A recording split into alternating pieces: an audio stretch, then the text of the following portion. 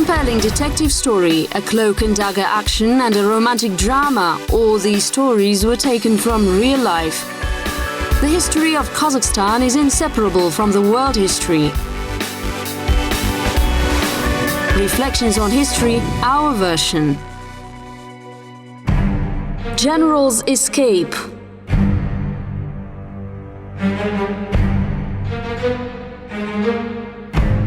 This was the third escape plan. The first two attempts had failed miserably. An order was made to guard the general as well as it was possible and deter any other possible attempt at any cost. Those who would decide to help the general had to be tried as committing a crime against national well-being, and under the state military law this meant capital punishment.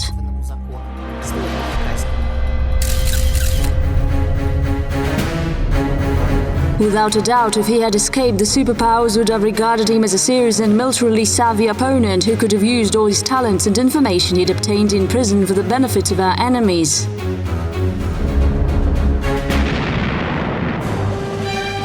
He really was lucky. More than 60 generals had been captured and placed in German prisons. He was the only one to have escaped. To understand Kornilov, one needs to grasp history and see how he broke into historical records. He'd been captured, then escaped and was recaptured a few times, but he tried to break free over and over again. The escape was a success, and he really did have an achievement of his own. Chapter 1. General's Case File. Ahead are bullets sprayed, foreign lands. Behind is a snow-covered home. I am my mother's first and only child, and the way home is too far. The way back home to where he was born is indeed far. Lavr Georgiyevich Kornilov, native of East Kazakhstan. He was born to a Cossack in the Karkarali village, and his mother was a Kazakh woman from a rich family.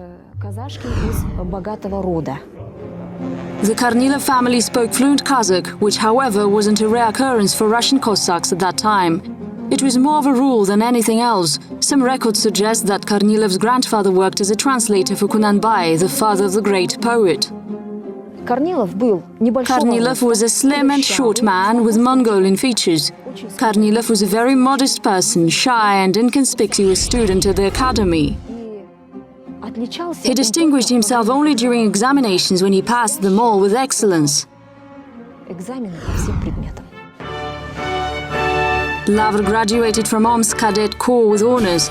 Then he went to St. Petersburg to Mikhailov Artillery School and General Staff Academy, which is one of the best military universities in the world. He had participated in many foreign intelligence operations in Turkestan, China, Afghanistan, Iran and India. He participated in many operations of foreign intelligence.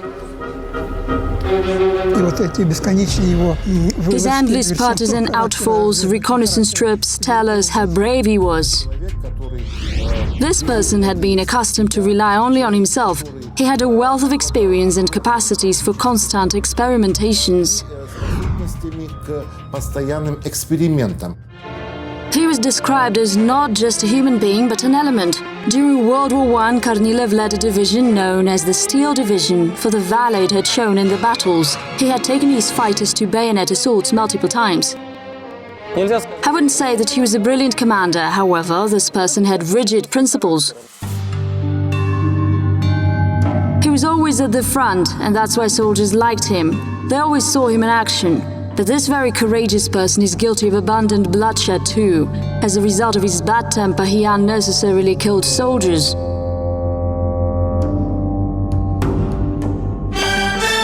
In 1915, the Southwestern Front had to march back. The Steel Division too was ordered to draw back.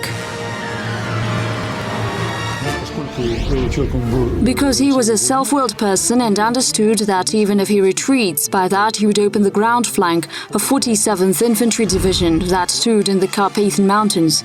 This is why he didn't obey and went ahead to fight with enemies who outnumbered his army.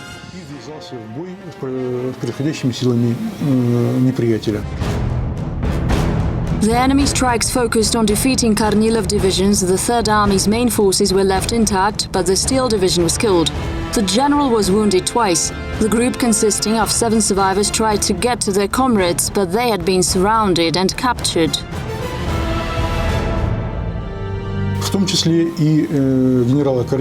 General Kornilov was captured too. He was carrying nurses on his back.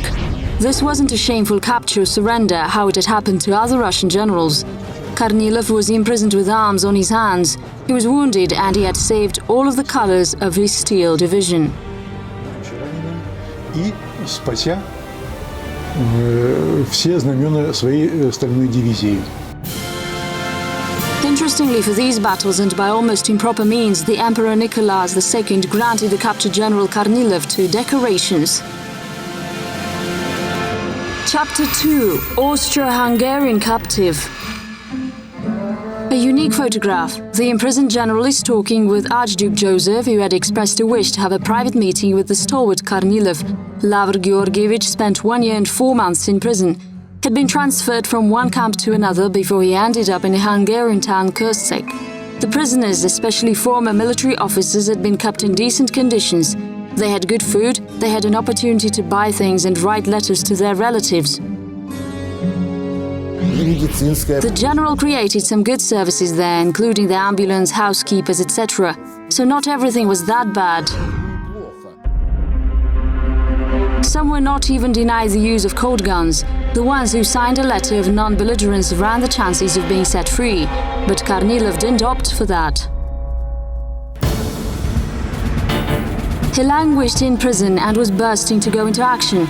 His dissatisfied ambition was chipping away at him. He would read books about Napoleon, and this made him even more annoyed because he tended to draw parallels between the events in the life of the famous Corsican and his own.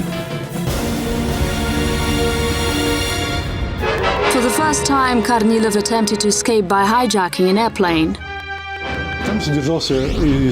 There was a famous pilot, Vasiliev, who suggested that he and the general hijack an Austrian airplane and fly to the Russian military base.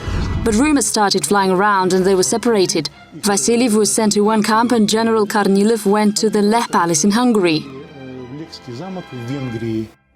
The second attempt was a failure too. The plan had been uncovered and an order was made to do hourly checkups on the general. But Kornilov never gave in. He kept looking out for the opportunities to flee.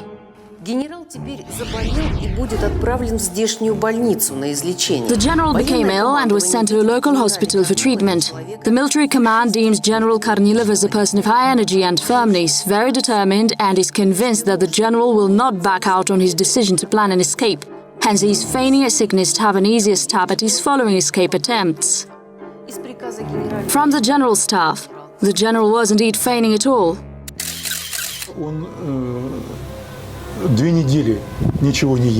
He hadn't eaten anything for 2 weeks, just drank a strong tea known as chifir.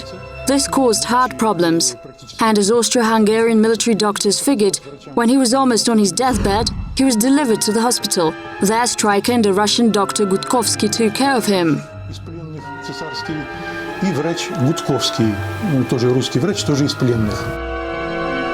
With some help from these two people, Kornilov found an assistant.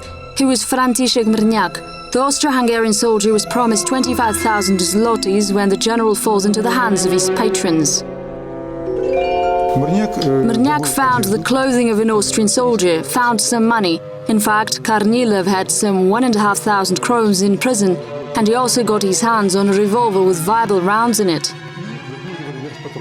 Mrniak obtained fake papers. Kornilov had a map, a compass, a pocket electric lamp. A day before the escape, Dr. Gutkovsky had made sure that the general wouldn't be checked up on regularly, with the external guards getting intensified instead. On the 29th of July, Kornilov changed his clothes twice. First of all, he changed to a Russian soldier's uniform of his orderly, made his way out of the window in the water closet and headed to the hospital's chemist's. There he got changed once again. This time around he put on the uniform of an Austrian soldier. He had his moustache trimmed and a birthmark was drawn on his cheek. With a pipe in his mouth and dark glasses, he became barely recognizable. Striker Cesarsky, wearing the general's uniform, lay in bed and Dr. Gutkovsky went on to take care of the patient who wasn't there. Mrniak and Kornilov left the hospital, reached the railway station and got on a train that went to Budapest. Chapter 3. Step Quenching. According to the plan, the escape was supposed to be made public a few days later. Everything had been weighed up, but František wrote a letter to his father where he writes that he's going to escape with General Kornilov from the camp to Russia. In a hurry, apparently he'd left the letter in one of the chests of the drawer. By such an unhappy incident, the letter was out in the public domain the following day. Other versions suggest that the escapee was found because he hadn't arrived for the funeral service of the late Russian officer. This seemed suspicious. He was checked and it became clear that he'd escaped. The Imperial and Royal Reserve Hospital, Kőszeg. A Russian general has escaped today in his civilian clothes together with one other Czech hospital attendant. The general is 45, he's thin with a long face. The hospital attendant's left arm was paralyzed after rheumatism. We ask this information to be distributed accordingly, the police department.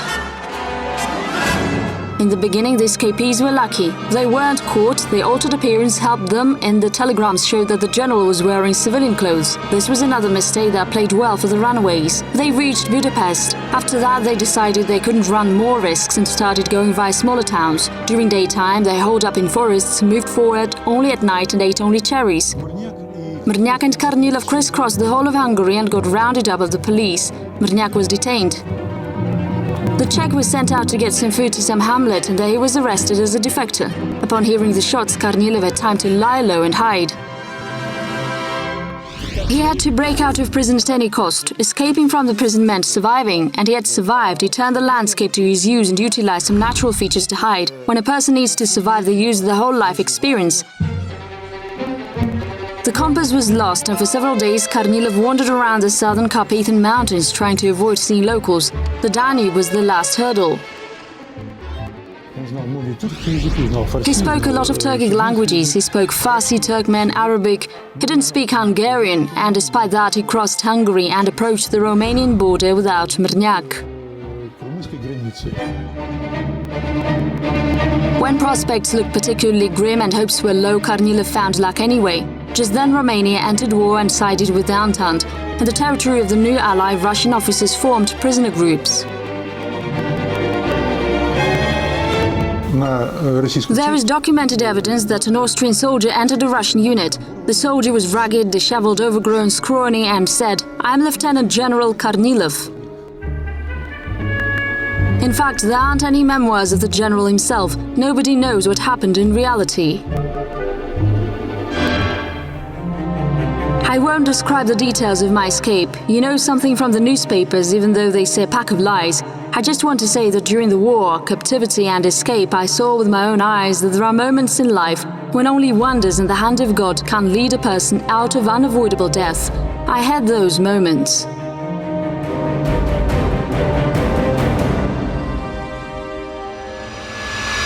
Epilogue: Lady Luck. There have been quite a few stories of how generals were captured and kept in prison. But for a famed commander to break free from captivity and escape, this was something that only Kornilov could live up to. This was a unique occurrence and very rare. It didn't go unnoticed. Kornilov was accepted by Emperor Nicholas and was given the well-deserved decoration. Here is a list of Kornilov's decorations, but not all of them are here. The orders of St. George and St. Stanislaus are not here. The most touching present came from his homeland, the village of Karkarali. This is 100 rubles and a baptismal cross. He became a star overnight, even a national hero.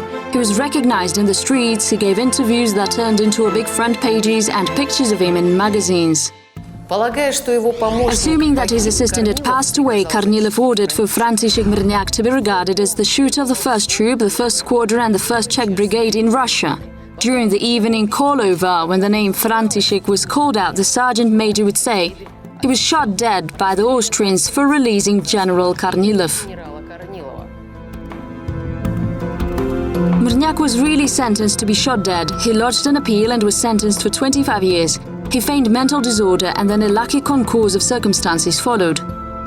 A revolution broke out, he was released, but he never regained his 25,000 zlotys. The other escape allies were lucky, but they were tried and sentenced to just 2 months of disciplinary action. Kornilov hadn't healed completely and went to the front in September. He had the 25th Army Corps under his command. It was part of the Special Forces. It was called special because the number of the army was 13. Some say it's a lucky number, but the general already had the reversal of fortune.